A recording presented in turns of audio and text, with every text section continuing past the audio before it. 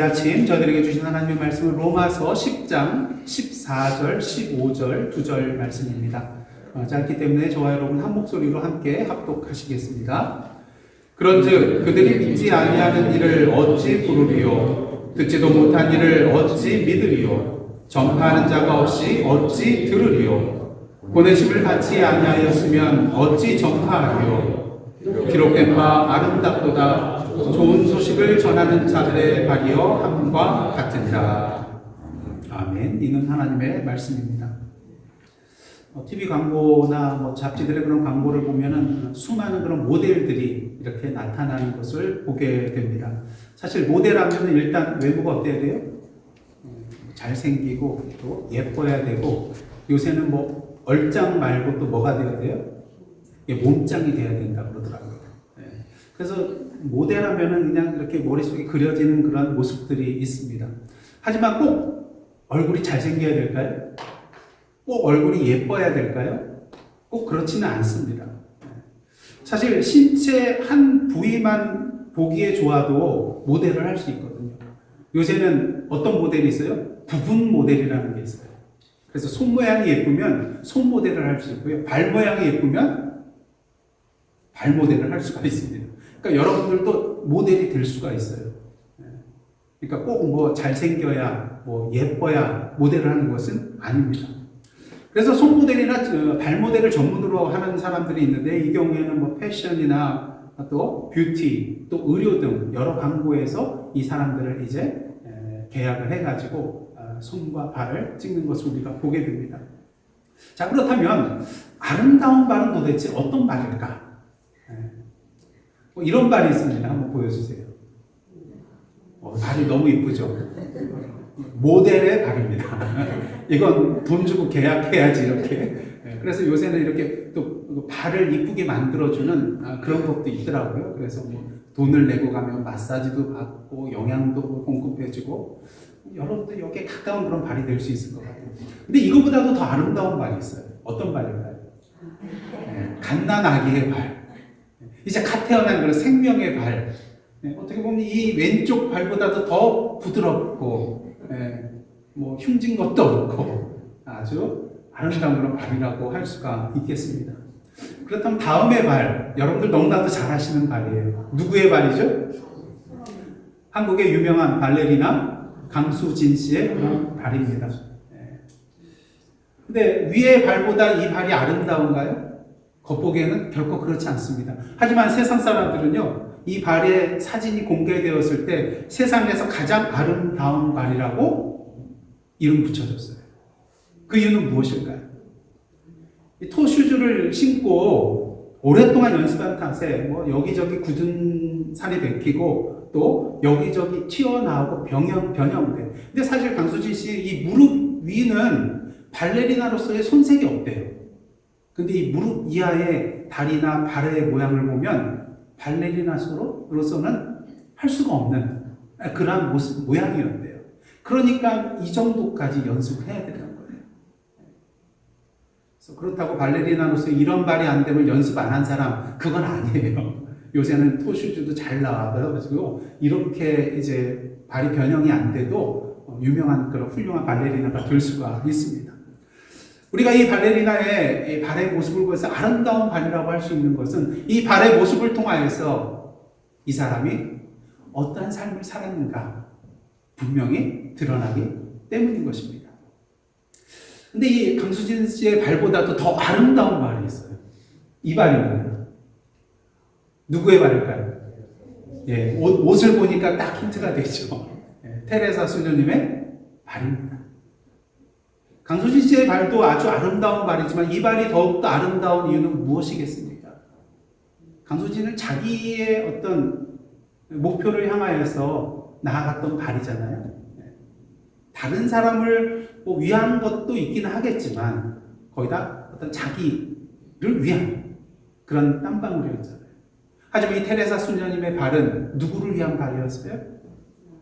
나 자신을 위한 것이 아니라 가난하고 헐벗고 고통받는 자들을 위한 헌신의 발이었기 때문에 이 발을 통해서 우리는 테레사 수녀님의 평생 어떠한 삶을 살았는가, 이웃을 위하여 참된 사랑과 헌신을 아낌없이 나누었던 발이라는 것을 우리가 너무나도 잘 알기 때문에 이 발이야말로 세상의 그 어떤 발보다도 더 아름다운 발이라고 할 수가 있겠습니다. 근데 오늘 보면 15절 하반절을 보시면요, 아름다운 발에 대해서 나타나고 있습니다. 한번 다 함께 읽겠습니다. 기록된 바 아름답도다 좋은 소식을 전하는 자들의 발이여 함과 같으니라. 여기서 아름답다는 표현으로 사용된 헬라어는요, 호라이오스라는 그런 헬라어를 사용을 하는데요. 그 뜻이 어떤 의미가 있는지 한번 잘 들어보세요. 기본적으로 아름다운 이런 의미도 가지고 있지만요, 성숙한, 매력적인, 그리고 적절한 때에 있는 이런 것에 대해서도 이 호라이오스라는 그런 단어를 씁니다. 다시 말해서 외적인 아름다움뿐만 아니라 이상적이고 완벽한 상태에 있는 것을 향하여서도 이 단어를 사용한다는 것이죠. 그런 의미에서 여기서 말하는 아름다운 발이라는 것은 그냥 단순히 외적인 아름다움을 말하는 것이 아니라 정말로 하나님의 뜻에 맞는 가장 합당한 그리고 때에 적절한 그러한 발을 말한다고 할 수가 있다는 것입니다. 25절 하반절은 기록된 바 뭐뭐함과 같다라는 그런 표현을 사용하고 있는데요. 이러한 내용과 마찬가지로 이 구절은 그냥 사도 바울이 새롭게 만들어낸 말이 아닙니다. 구약 성경에서 인용되어 있는 구절인데요. 이사야서 52장 7절 말씀 보시겠습니다. 좋은 소식을 전하며 평화를 공포하며 복된 좋은 소식을 가져오며 구원을 공포하며 시온을 향하여 이르기를 내 하나님이 통치하신다 하는 자의 산을 넘는 발이 어찌 그리 아름다운가. 이는 바벨론으로 잡혀가 있는 이스라엘 백성들을 향하여 하나님께서 구원하신다는 좋은 소식을 전하는 그런 자들의 발을 아름답다고 말을 한 것입니다. 그래서 사도 바울은 이를 인용하여서 오늘도 지금 죄의 종으로 살고 있는 사단의 포로로 살고 있는 세상 사람들에게 예수 그리스도의 구원의 좋은 소식을 전하는 자들의 발이 뭐하다는 거예요? 아름답다는 것을 이것을 인용해서 표명하고 있는 것입니다. 많은 사람들이 오늘도 외적인 아름다움을 향하여 시간을 정말로 많이 투자하고 있습니다. 물론 외적인 아름다움을 위해서 시간을 투자하는 거 필요합니다. 하지만 그보다 더 깊은 그리고 더 높은 차원의 아름다움을 위하여서 그것에 시간을 투자하는 저와 여러분의 모습이 되기를 간절히 원합니다. 그것은 바로 복음을 전하는 시간을 살아가는 것입니다. 오늘 본문은 비록 2절밖에 되지 않는 그런 짧은 구절이지만요, 왜 우리가 복음을 전하는 아름다운 발이 되어야 하는지 그 필요성에 대해서 분명하고 확실하고 논리적으로 우리에게 설명해 주고 있습니다. 그렇기 때문에 멕시코 단기 선교를 가시는 분들은 제가 이 구절을 가지고 왜 우리가 선교해야 되는가 설명했던 것을 아마 다 잊어버리셨기 때문에 오늘 이 시간 들으셔도 괜찮을 것 같습니다. 아마 기억나실 거예요. 이 시간 제가 나쁜 소식과 좋은 소식을 전달하려고 하는데요. 어떤 소식을 먼저 들으시는 게 여러분들 좋으십니까? 당연히 어떤 분은 일단 과일 먹을 때도 맛있는 거 먼저 먹고 맛없는 거 그냥 먹다가 버리면 되지 않냐. 그렇진 않잖아요. 소식은 어떻습니까? 그래서 보통은 나쁜 소식 듣고 뒤에 그래도 좋은 소식은 나중에 듣는 게 좋다. 그래서 나쁜 소식 먼저 알려드리겠는데, 나쁜 소식은 우리에게 마지막 심판의 때가 있다는 거예요. 그렇다면 무엇을 기준으로 심판을 받게 되는가? 마태복음 16장 27절, 로마서 2장 6절, 요한계시록 20장 13절 하반절 한번 보도록 하겠습니다. 인자가 아버지의 영광으로 그 천사들과 함께 오리니 그때 각 사람이 뭐한 대로요? 행한 대로 갚으리라. 하나님께서 각 사람에게 그 행한 대로 보응하시되, 그리고 요한계시록은요, 각 사람이 자기의 행위대로 심판을 받고, 무엇을 말합니까? 행한 대로, 행위대로 심판을 받게 된다는 것입니다. 물론 세상에서는요, 죄의 경중이 있어요. 그래서 그 경중에 따라 처벌이 달라집니다. 또 돈이 많이 있는 사람, 실력 있는 변호사를 이렇게 데리고 오면 어떻습니까? 있는 죄도 때로는 무죄가 되고요. 무죄가 되지 않을지라도 뭘 받습니까? 몇 년 징역 선고하지만 그 뒤에 뭐가 붙어요? 몇 년 동안 집행유예. 그러니까 감옥에 들어가지는 않아요. 하지만 로마서 6장 23절에 의하면 죄의 싹은 뭡니까? 사망이에요. 이는 무엇을 말합니까? 하나님 앞에 아무리 작은 죄라 할지라도 죄를 저질렀다면 그 값은 뭐라는 거예요? 사망이라는 거예요. 이 심판을 피할 수가 없다는 것입니다. 그러기에 이 소식은 어떤 소식이에요? 우리에게는 나쁜 소식이 될 수밖에 없는 거예요. 피할 길이 없잖아요. 자, 그렇다면 좋은 소식은 뭐겠습니까? 피할 길이 있다는 거예요. 하나님 병 주고 약 주십니까? 네. 그래요. 병 주고 약 주신 거예요. 2000년 전 천사들이 목자들에게 이러한 소식을 알려주었습니다. 누가복음 2장 10절과 11절입니다. 천사가 이르되 무서워하지 말라. 보라, 내가 온 백성에게 미칠 어떤 소식이요? 큰 기쁨의 좋은 소식을 너희에게 전하노라. 그 소식이 뭡니까? 오늘 다윗의 동네에 너희를 위하여 구주가 나셨으니 곧 그리스도 주시니라. 여기서 다윗의 동네라는 것을 강조하는 이유는 무엇일까요? 이미 하나님께서 선지자들을 통해서 예언해 주셨거든요.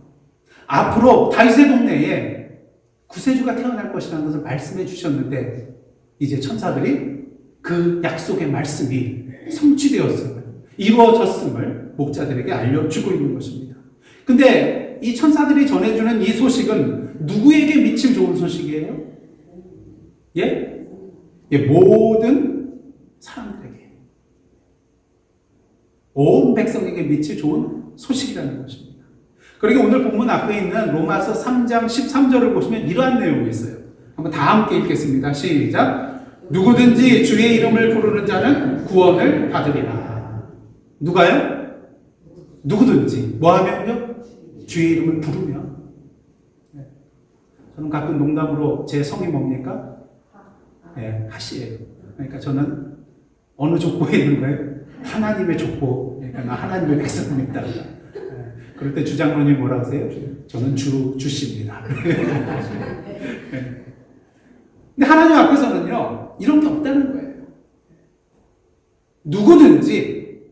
누구든지 예수 그리스도를 향하여 주라고 고백하면 다 구원을 받게 된다는 것이죠. 그러기에 기쁨의 좋은 소식이 되는 것입니다. 근데 이 말씀도요, 사도 바울이 그냥 지어낸 게 아니에요. 요엘서 2장 32절을 인용한 건데, 요엘서 2장 31절과 32절에 이러한 말씀이 있습니다. 여호와의 크고 두려운 날이 이르기 전에 해가 어두워지고 달이 핏빛같이 변하려니와. 중요한 건 뭐예요? 누구든지 여호와의 이름을 부르는 자는 구원을 얻으리니. 그래서 사도 바울은 이 말씀을 인용함으로써 하나님의 마지막 그 심판의 때가 이르기 전에 누구든지 예수 그리스도를 믿고 그 예수 그리스도를 나의 구주라고 고백하고 선포하는 사람은 다 구원을 받게 된다는 것을 구약을 인용하면서 우리에게 말해주고 있는 것입니다. 그렇게 사도 바울은요, 이어지는 오늘 본문 14절과 15절 상반절을 통해서 우리가 복음을 전하는 삶을 살아야 하는 이유에 대해서 4가지 질문을 통해서 우리에게 분명하게 알려주고 있습니다. 자, 첫 번째는 뭔가요? 그런즉 그들이 믿지 아니하는 일을 어찌 부르리요? 조금 전에 13절을 보시면 누가 구원을 받아요? 누구든지 그의 이름을 부르는 자는. 주의 이름을 부르면 구원받아요. 그럼 주의 이름을 부르기 위해서는 예수가 구주시라는 것을 뭐 해야 돼요? 당연히 믿어야죠. 믿지 않는데 구주라고 부를 수가 있겠습니까? 그러기에 구원을 받기 위해서는 뭐 해야 돼요? 믿어야 된다는 거예요. 그러게 이 내용은 자연스럽게 다음 질문으로 이어집니다. 두 번째는 뭐예요? 듣지도 못한 일을 어찌 믿으리요? 무엇인가를 믿기 위해서는 어때야 돼요? 그 내용이 뭔지 들어야 되지 않겠습니까? 근데 요즘 세상은 어때요? 들어도 보고도 믿지 못하는 그런 세상이 되고 말았어요. 하물며 듣지도 못한 내용을 어떻게 알고 믿을 수가 있겠습니까? 그러게 사도 바울 로마서 10장 17절에서 믿음은 어디에서 난다고요? 들음에서 난다고 그렇게 말을 하고 있는 것입니다. 예, 들어야 믿을 수 있습니다. 그리고 이 내용은 다음 질문으로 넘어가는 세 번째 질문은 뭐죠? 전파하는 자가 없이 어찌 들으리요? 당연하죠. 예.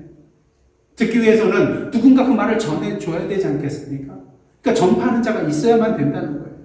그리고 마지막 질문입니다. 다 함께 읽겠습니다. 시작. 보내심을 받지 아니하였으면 어찌 전파하리요? 여러분, 복음을 전하는 자는요, 아무나 되는 게 아니에요. 먼저 예수 그리스도를 믿고 주님의 제자가 된 자로서 뭘 받은 자예요? 보내심을 받은 자만이 할 수 있는 것이라는 것입니다. 그래서 이 네 가지 질문을 통하여 우리는 누군가 구원을 얻기 위해서는 5단계의 절차가 있다는 것을 분명히 보게 됩니다. 예, 한번 보여주시죠. 처음에 뭐예요? 보내심. 예. 그 다음에 뭐예요? 전파해야 되잖아요. 보내심을 받은 자가 복음을 전파합니다. 그러면 이제 이 복음을 어떻게 해야 돼요? 상대방이 듣게 되죠. 그리고 듣고 나서 어떻게 됩니까? 그 내용을 믿게 됩니다. 믿게 되고 이제 마지막으로 어떻게 됩니까? 주의 이름을 부르는 단계로 나아가죠. 그럼 이 사람은 뭐 받은 사람이에요? 구원받은 사람이 된다는 것입니다. 그런 의미에서 먼저 믿고 구원받은 우리 그리스도인들이 해야 할 일은 무엇일까요? 이 5단계의 절차 가운데 먼저 믿은 우리는 무엇을 해야 될까요? 앞에 2가지죠. 뭡니까? 하나님의 보내심을 받고 그리고 그 복음의 말씀을 전파해야 하는 것이 먼저 믿고 구원받은 우리의 뭡니까? 일이라는 거예요. 그래서 이 일에 대해서 우리는 뭐라고 표현합니까? 미션, 사명이라고 말을 하는 것입니다. 오늘도 많은 그리스도인들이 교회 안에서 열심히 섬기고 또 사역을 합니다. 근데 문제는 이 교회 공동체 안에서의 열심이 이 교회 공동체 울타리 밖으로 좀처럼 넘어가지 못할 때가 많다는 거예요. 여러분, 예수께서 이런 말씀을 하셨습니다. 요한복음 20장 21절입니다. 예수께서 또 이르시되 너희에게 평강이 있을지어다. 아버지께서 나를 보내신 것 같이 나도 너희를 보내노라. 그럼 여기서 보내는 현장은 어딘가요? 교회예요? 아니에요. 교회 공동체 바깥 세상인 것입니다. 예수께서 제자들을 부르신 두 가지 내용이 있는데요. 첫 번째 부름은요, 오라는 거예요. 나에게로 오라. 그 다음 2번째는 뭘까요? 가라. 근데 많은 그리스도인들이 오라는 주님의 말씀에 응답하여 모이기는 했는데 이 2번째 부르심에 대해서 제대로 응답하지 못할 때가 많다는 거예요. 너무 여기만 있지 말고 좀 가라. 그렇게 하시는데도 여기가 조사오니 초막셋을 짓고 그런 모습이 우리에게 있다는 거예요. 사실 세상 나가면 싫잖아요.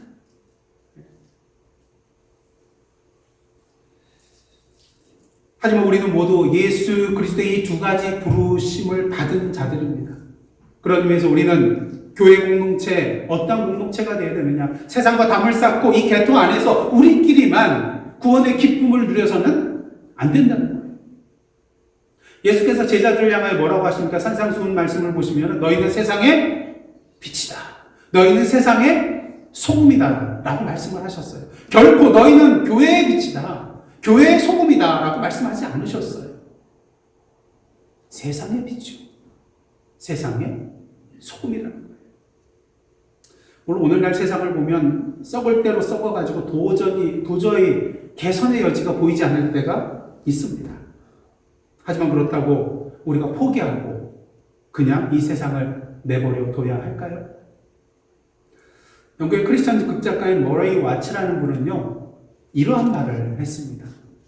한번 다 함께 읽겠습니다. 시작. 세상이 썩은 것은 사실이다.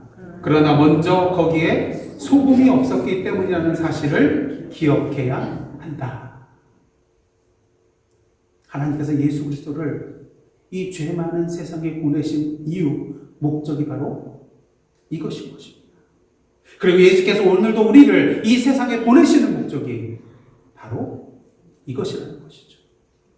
그러기에 주님께서 오늘도 저와 여러분을 향하여 가서 전하라고 말씀하고 계십니다. 중요한 것은 이것은 우리가 선택하거나 거부할 수 있는 옵션이 아니라는 거예요. 우리가 반드시 따라야 할 명령이고 반드시 수행해야 될 우리의 사명이기 때문인 것입니다. 여러분 보통 명령, 사명 이런 소리를 들을 때 마음이 어떠세요? 막 기대가 넘쳐나나요? 막 의욕이 막 생겨납니까? 기쁨이 막 솟구쳐 흐르나요? 아니면 한숨, 불안, 짜증, 혹시 이런 것들이 마음속에 넘쳐나나요? 어떤 사람은 명령 받고 또 사명을 주면은 이런 말 할 때가 있어요. 다른 사람 막 둘러보면서 왜 하필이면 접니까? 이분도 계시고 저분도 계시고 저기 한 목사도 있고 근데 왜 하필이면 접니까? 하지만 여기에 대해서 너무 불편하게 생각하지 마세요. 왜? 가서 전하라는 이 명령과 사명은 나에게만 주신 것이 아니라 모든 사람, 모든 그리스도인에게 주신 것이기 때문인 것입니다. 사실 명령과 사명은요, 우리에게 부담이 될 수밖에 없어요. 예수께서도 부담스러워 하셨잖아요. 하지만 이는 어떠한 부담입니까? 항상 말씀드렸죠? 거룩한 부담이라는 것이죠. 하지만 그럼에도 불구하고 우리는 주의 이 명령과 사명에 대해 기뻐해야만 합니다. 말로는 알죠. 머리로는 압니다. 근데 여기서 못 느끼는데요. 근데 우리가 기뻐해야 될 이유가 분명합니다. 왜? 주님께서 굳이 저와 여러분을 보내셔야만이 사람들을 구원해 주실 수 있나요? 우리를 보내지 않으셔도 우리 주님께는 세상 사람들을 구원해 주실 능력이 있어요. 근데 그럼에도 불구하고 그 구원의 역사를 누구를 통해서 이루기를 원하고 계세요? 저와 여러분을 통해서 이루기를 원하신다는 거예요. 이것은 무엇을 의미합니까? 우리를 그만큼 가치 있는 존재로 여기신다는 거예요. 이 세상을 향한 구원의 역사를 위하여 우리를 뭐로 부르셨다는 거예요? 당신의 동역자로 부르셨다는 거예요. 여러분 누군가가 이제 뭔가 일을 해나갈 때 나 혼자 할 수 있어요. 그럼에도 불구하고 다른 사람이 이렇게 초대해가지고 같이 하자 그럴 때는 어떤 사람을 보통 초대하나요? 그래도 좀 일머리가 있는 사람, 그래도 조금이라도 도움이 될 수 있는 사람, 아무것도 모르는 사람 같이 데려오면 어떻게 됩니까? 될 일도 안 되잖아요. 근데 저와 여러분을 동역자로 불러주셨다는 건 무엇입니까? 우리를 인정하신다는 거예요. 사도 바울은 고린도서 3장과 고린도서 6장을 통해서 이런 말을 합니다. 우리는 하나님의 동역자들이라고. 우리가 하나님과 함께 일하는 자라고 그렇게 고백하고 있는 것을 보게 됩니다. 그러니 여러분 가서 전하라는 이 명령과 사명을 받으셨습니까? 그렇다면 한숨 쉬지 마시고 짜증내지 마시고 오히려 기뻐하시기를 원합니다. 자랑스러워 하시기를 원합니다. 왜? 우리는 하나님과 동역하는 자들이기 때문이죠. 우리가 무슨 일을 할 때 종종 이런 질문을 받아요. 대표적인 질문이 뭐냐면요. 누구랑 일하세요? 옆에 계신 분에게 말씀해 보세요. 누구랑 일하세요? 이제 대답하실 텐데 어깨에 힘 주고 한번 이렇게 대답해 주세요. 하나님과 일합니다. 그러기에 주님의 명령과 사명은 우리의 기뻐할 일이요, 자랑스러워할 일이라는 것을 우리는 분명히 알아야 됩니다. 중요한 사실은 이런 주님의 부르심에 대해서 아무런 준비 없이 무작정 나가서는 안 된다는 거예요. 여러분, 전하는 사람에게 있어서 반드시 있어야 할 것이 있는데 그것이 무엇일까요? 질문 속에 답이 있어요. 전할 것이 있어야 돼요.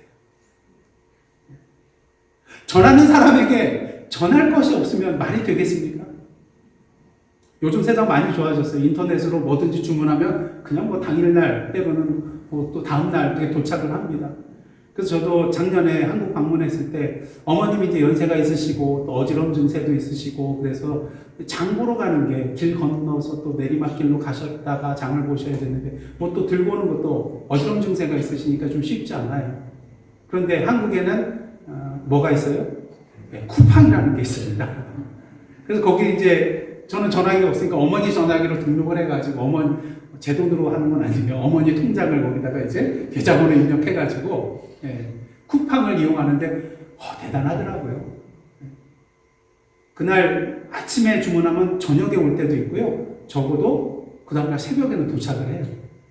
그래서 여기 미국 가서도 어머니에게 필요한 것들을 이제 한 일주일에서 열흘 지나면 이제 필요한 거 있잖아요. 그래서 단호박, 애호박, 무슨 버섯, 또 과일, 치즈, 이런 것들을 이제 다 오더해가지고 다 가면 그 다음날 새벽에 도착을 다 하는 거예요. 얼마나 좋아졌습니까? 그리고 쿠팡 이츠라는 게 있어요. 이츠, 먹는.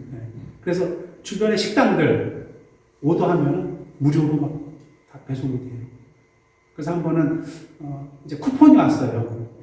5,000원인가 6,000원 할인해주는. 그래서 삼계탕이 15,000원인가 16,000원인데 이게 이용해야죠. 그래서 딱 주문을 해서 조금 그래도 여유 있게 해야 되지 않겠나 그랬더니 주문한 지 20분 만에 도착을 하더라고요. 그리고 모터사이클이 주문하는 사람이 어디 출발해서 지금 어디로 가고 있는 그것까지 다 나와요, 지도에. 참 편해진 세상입니다. 근데 하나님께서도요, 저와 여러분에게 주문하고 계세요. 어디 가서 복음을 전하라고. 그럼 이제 급하게 달려갑니다. 초인종을 누릅니다. 무슨 일로 오셨습니까? 배달 왔습니다. 무슨 배달인가요? 그건 잘 모르겠고 일단 가라고 해서 왔는데요. 그러니까 뭘 가지고 오셨냐고요? 죄송합니다. 배달할 거를 가지고 오지 않았네요. 여러분, 복음을 전하기 위해서 가장 중요한 것이 무엇입니까? 가는 것도 중요하지만 전해야 할 복음이 나에게 과연 있는가라는 거예요. 그러면서 우리는 무엇보다 복음이 무엇인가를 제대로 알아야 됩니다. 왜? 한번 따라 하시길 원합니다. 아는 만큼만 전할 수 있습니다. 아는 만큼만 전할 수 있습니다. 아는 만큼 이상의 것 여러분 전하실 수 있으세요? 그렇지 못하죠. 우리가 경험하지 못하고 알지 못하는 내용을 제대로 전할 수가 있겠습니까? 아버지 하나님의 사랑을 경험하지 못하고 예수 그리스도의 십자가의 희생과 고난과 사랑을 알지 못하고 성령께서 내 안에 내주하셔서 동행하여 주시고 인도하여 주심을 제대로 누리고 있지 못하면 어찌 그 내용들을 다른 사람들에게 제대로 전할 수가 있겠습니까? 그러기 예수께서 말씀하셨죠. 맹인이 맹인을 인도하면 둘 다 구덩이에 빠지게 된다고요. 그렇게 우리는 오늘도 우리가 전할 복음이 무엇인지 그 복음에 대해서 제대로 알아야 하는 것입니다. 그런 의미에서 이제 제 수요일부터 시작되는 이 사순절 기간을 통하여 더욱더 예수 그리스도의 이 땅에 오심과 고난과 희생을 기억하며 주님의 말씀을 묵상하고 주님의 길을 따라 살아가는 저와 여러분의 모습이 되기를 간절히 원합니다. 이 복음의 말씀을 지식적으로 아는 것에 그치는 것이 아니라 이 복음의 말씀을 우리의 삶 가운데 경험하고 이 복음의 말씀을 우리의 삶으로 살아내는 저와 여러분의 모습이 되기를 간절히 원합니다. 왜? 복음을 전한다는 건 단순히 이 성경 말씀 속에 있는 이 복음의 말씀을 가지고 그냥 배달 가는 차원이 아니잖아요. 이것만 전해주고 오는 것이 아니잖아요. 오늘도 내 안에 살아계셔서 나를 변화시켜 주시고 나를 능력과 지혜로 인도해 주시는 그 예수 그리스도를 나의 삶을 통하여 드러내고 선포하는 데까지 나아가야 하는 것이기 때문인 것입니다. 만일 내가 복음의 삶을 살고 있지 못하고 복음의 능력이 내 삶 가운데 나타나 있지 못하다면, 드러나지 못하고 있다면 그러한 내가 전하는 복음을 상대방이 제대로 받아들일 수 있을까요? 바라기는 복음을 제대로 전하기 위하여 우리 안에 거하시는 복음 그 자체가 되시는 예수 그리스도의 삶을 우리의 삶으로 살아내는 저와 여러분의 사순절 기간이 되기를 간절히 원합니다. 그렇게 복음을 전하는 데 있어서 빠져서는 안 될 중요한 것이 하나 있는데 그것은 바로 기도입니다. 복음을 전하는 일, 복음을 살아내는 일, 우리의 힘으로 가능한가요? 그렇지 않기 때문인 것입니다. 하지만 이러한 사실은 역으로 무엇을 의미하는 것일까요? 나의 인간적 힘으로는 이러한 삶을 살 수는 없지만 역으로 생각하면 무엇입니까? 성령 안에서 주님께서 나와 함께 하시고 능력으로 역사하실 때에 이 복음을 전하는 일, 이 복음을 살아내는 일은 우리 모두에게 어떤 것이 돼요? 가능한 것이 된다는 거예요.